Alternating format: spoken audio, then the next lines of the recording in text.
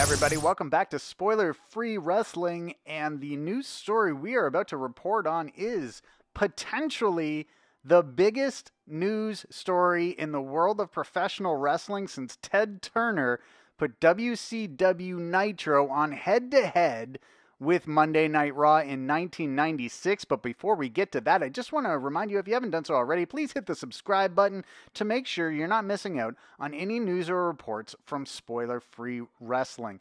All right, as many of you guys know, I work as a writer for SEScoops.com. You can check out my wrestling-related posts for them, usually in the AM during the week, a little bit on the weekend as well.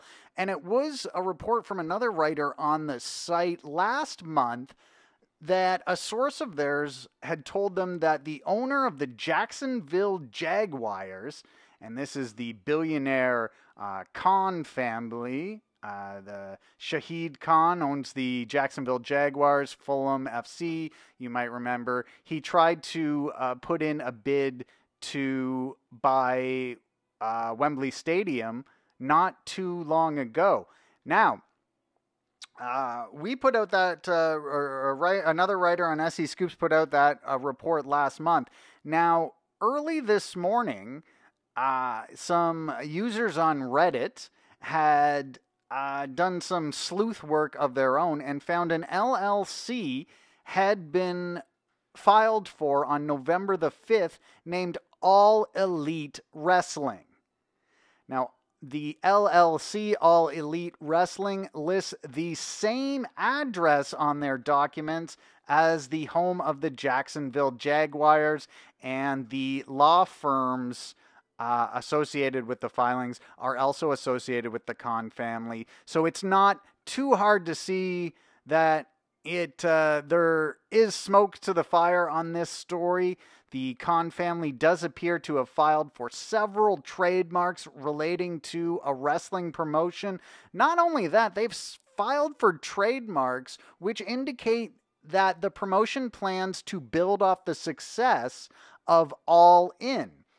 So let's just go on your screen right now. This is from Trademarkia, which is kind of like the Wikipedia for trademarks.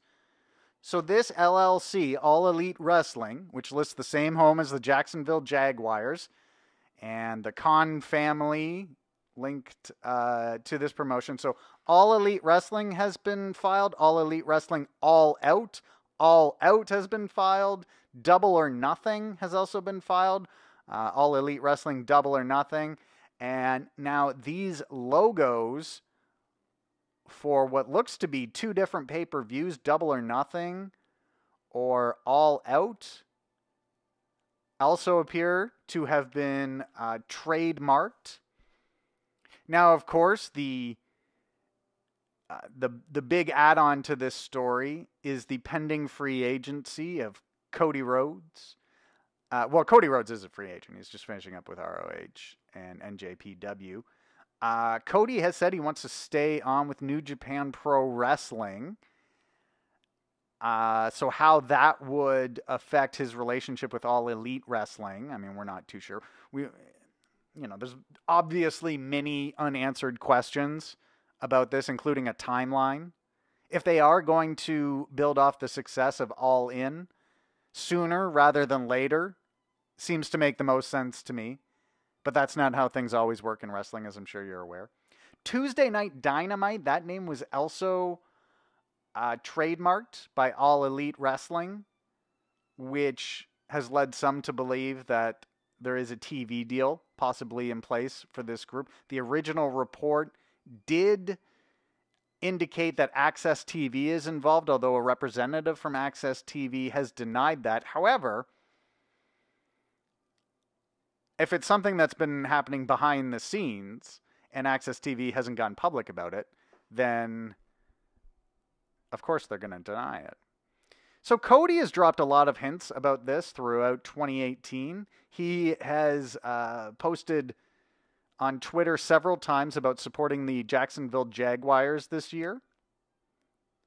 And so there's been little hints dropped there. Now, another aspect to this story that is pure speculation is some other wrestlers who could be tied to this group. So again, based on the original report, and I've got a link to the original report from SE Scoops. Again, I write for that site. It's not my report, though, so I can't answer any questions on it or provide any further information. I can provide you a link to the report and all the links that are out there, though. SE Scoops, we've got some great writers. I know some of you guys, or a lot of you guys actually, have been following what we do on that site. So, okay, so this part, just pure speculation. Earlier this week, or maybe last week, the Young Bucks put out several, there were several kind of allusions to AJ Styles. And we're talking about their history with AJ Styles. They put up some posts, pictures of them with AJ Styles. And then a few days later, a report came out from PW Insider that Styles was negotiating a new deal with WWE. And part of the deal was he wants a reduced schedule. And I think it is notable that there are 3 key members of Bullet Club, or once key members of Bullet Club, who have contracts coming due in the next little bit. AJ Styles, Carl Anderson, and Luke/Doc Gallows all signed 3-year deals with WWE in January 2016. Or I think Anderson and Gallows came in February. And maybe Nakamura too. But it was all around that time. They all signed 3-year deals in 2016. So those deals are going to be up in early next year. So AJ Styles is currently negotiating with WWE. And the Young Bucks seem to be indicating that it's not just WWE Styles is negotiating with. It sounds as though AJ Styles might be negotiating with this new LLC titled All Elite Wrestling. Now, why do I think, there's been all sorts of wrestling promotions that have come and completely fizzled. Look at Jeff Jarrett's Global Force Wrestling. Numerous other promotions have come and gone. So why is this such a big story? There has never been a person as rich as Sudhir Khan. I think I'm butchering his name, but the Khan family. There's nobody that rich ever been involved in wrestling. He's richer than Ted Turner. He's richer than Vince McMahon. He goes and he purchases an NFL team. He purchases an English Premier League team. He was trying to purchase Wembley Stadium. Billionaires don't do anything to be second. They're not going into this saying we're going to be the second best promotion. I'm not saying they are going to eclipse WWE or anything like that, but they are going to go big or go home. Billionaires don't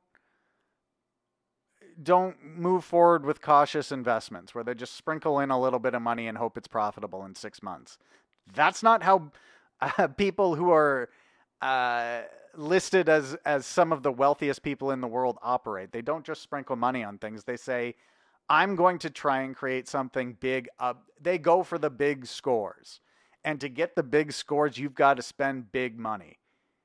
That's why this is potentially the biggest story to hit professional wrestling since Ted Turner decided he was going to use all of his funds to usurp Vince McMahon and have the #1 wrestling promotion in the world. That's why this story, I believe, is potentially bigger than that story. So there's 2 places you should you should follow to make sure you're keeping up to date with this story. The first is SEScoops.com. I'm a writer there. You can check me out. Again, I usually do stuff in the AM. Jake Jeremy covers New Japan Pro Wrestling and stuff in the United Kingdom. Well, I do a little New Japan Pro Wrestling too. We've got Damon Martin, formerly of Fox Sports. A lot of great writers on the site, and SE Scoops was the first site to break this huge story. And I'll also keep you up to date as well. So make sure you're subscribed to this channel. Thanks very much, guys. I'm Ian from Spoiler Free Wrestling, and thanks again for all your support.